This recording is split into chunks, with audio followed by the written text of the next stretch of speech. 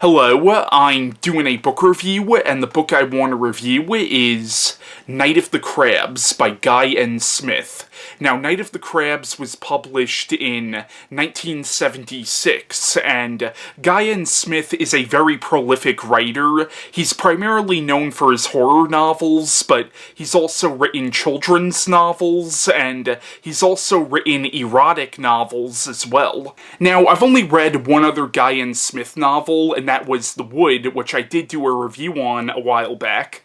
Now, Night of the Crabs is apparently his most famous work.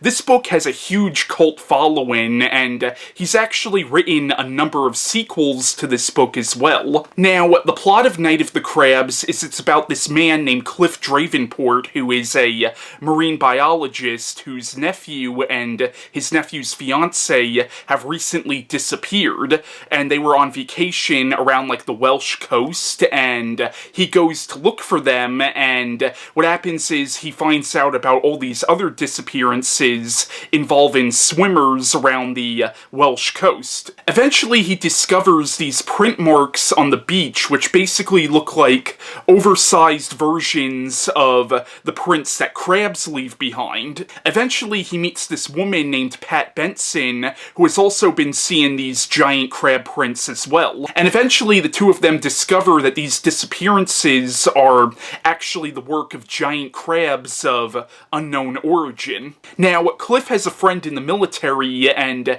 they try to tell the British Army about these giant crabs, but of course, in the beginning, nobody believes them. Eventually, these giant crabs start attacking the British coastline, and now Cliff has to help the British military defeat these giant crabs before it's too late. Now, the best way I can describe Night of the Crabs is it's basically a B-movie in book form, and I really enjoyed it in that regard. My main criticism is I do think the characters were a little two-dimensional, at least in my opinion. The main character, Cliff Dravenport, he is a likable character for the most part, so is the character of Pat Benson, but at the same time, though, the characters in the book do feel a little flat, and I would say that's probably my main criticism of the book. And the character of Cliff Dravenport, he is definitely sort of the stereotypical man's man character, and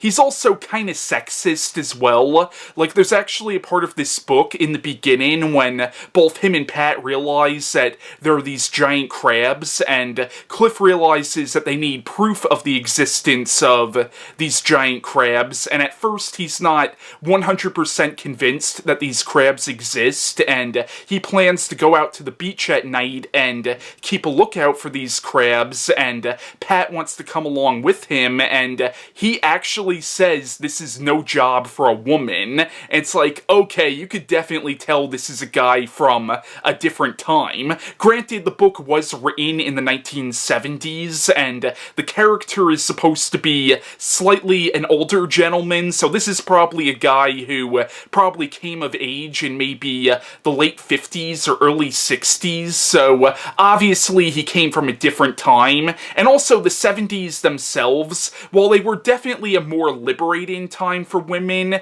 it still wasn't perfect. And granted, this is also a British novel, so I am sort of comparing British culture in the 70s to American culture in the 70s, and I'm sure there probably were a lot of differences at the time. And one thing I liked about the character of Pat is even though she doesn't fully call Cliff out on his misogyny, she still puts her foot down saying, "No, fuck you, I'm going," and that is something I did really like about the character. And while I do think both characters were kind of cliched, I still thought the chemistry between Cliff and Pat was really good, and I really did buy their relationship in the book.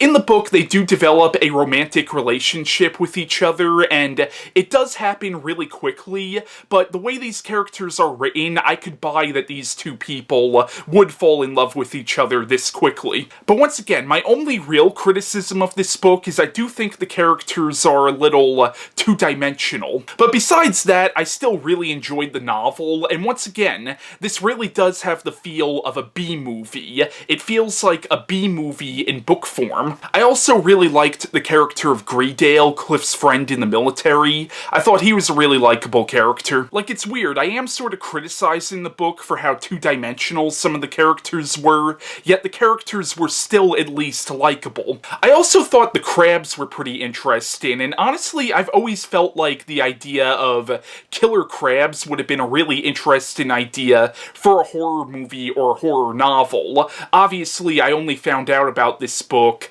a few short years ago. Like, I used to go crabbing with my dad a lot, and I would always make up little stories in my head about killer crabs. Now, it seems like in the 1970s, there were a lot of novels and movies about killer animals. Like, around the same time, you also had the novel Rats by James Herbert, which is a book I still need to read, and one of my subscribers is constantly asking me to read and review that. I will get to that book eventually, don't worry. But you also have books like Peter Benchley's Jaws, which I think this book is definitely taken a lot of inspiration from, probably more so the movie Jaws. I mean, this book was written only a year after that movie came out, and I would be very surprised if Guy N. Smith did not at least have that movie in mind when he was writing this book. But yeah, I recommend Night of the Crabs if you haven't read it yet. It's a really fun read, and a really quick read as well. You could probably read this book in a day.